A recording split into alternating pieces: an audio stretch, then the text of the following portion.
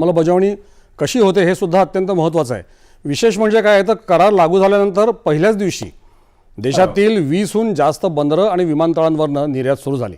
यावरून म्हणजे उद्योगाचा म्हणजे आपलं जे उद्योग जगत आहे त्या उद्योग जगताचा उत्साह नेमका कसा दिसून येतोय. होय. अगदी हा अतिशय एक विशेष असा दिवस होता. 15 तारखेला करार झाल्या झाल्या त्या दिवशी अनेक भारतातल्या आणि इंग्लंडमधल्या पोर्ट्समधनं जो काय एक्सपोर्ट करण्याचा विषय होता तो ताबडतोब हाताळला गेला. आणि बरोबर आहे, जसं आपण म्हटलं तसं 20 पेक्षा अधिक बंदरं, 20 पेक्षा अधिक एअरपोर्ट्स इथनं एक्सपोर्टच्या कन्साइनमेंट्स इमिजिएटली ब्रिटनकडे निघाल्या. याला सर्वात म्हणजे हेच त्याचं खरं तर एक द्योतक आहे की हा करार होण्याची वाट सगळेजण पाहत होते आणि या कराराचे फायदे हे सगळ्यांना कळलेले होते. त्याच्या संदर्भात आधी माहिती देण्यात आलेलीच होती आणि त्याचे फायदे एवढे चांगले आहेत. ते केवळ फक्त टॅक्स सेव्हिंग पुरते ते तर आहेच, तो तर डेफिनेटली एक महत्वाचा फायदा मिळालाच आहे.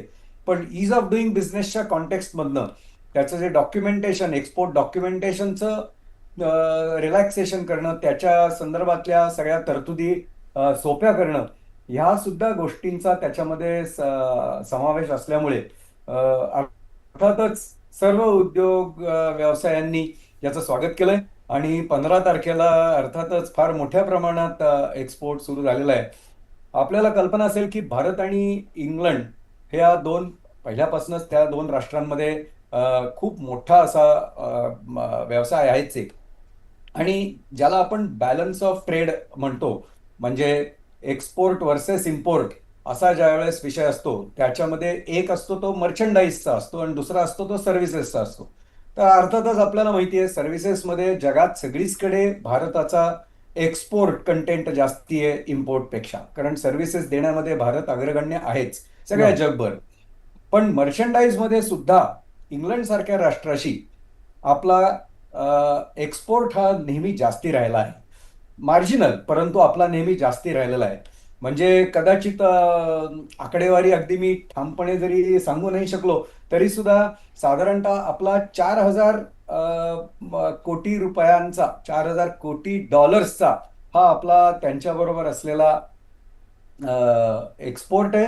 त्याच्या अगेन्स्ट त्याचा इम्पोर्ट जो आहे तो त्याच्याहून 3,500 पर्यंत आहे. त्यामुळे आपल्याला हा जो ॲडव्हान्टेज आहे एक्सपोर्ट करण्याचा तो आपल्याला या करारामधनं मिळाला. टॅक्सेस अनेक इंजिनिअरिंग कंपोनंट्समध्ये तर अनेक गोष्टींवरचे आता पूर्णपणे टॅक्सेस काढले गेले. इम्पोर्टचे टॅक्सेस इंग्लंडमध्ये त्यावेळे हे साधारणतः 8% ते 18% असे निरनिराळ्या गुड्सवर होते. ते सगळे आता टॅक्स फ्री झालेले आहेत. त्यामुळे एक्सपोर्ट करण्याच्या प्रक्रियेला फार मोठी गती मिळाली आहे आणि ती याच्या पुढेही चालू राहील. त्याचं कारण ईज ऑफ डुईंग बिझनेसमध्येही आपल्याला फार मोठी एक यश मिळालंय या अगदी करारामुळे.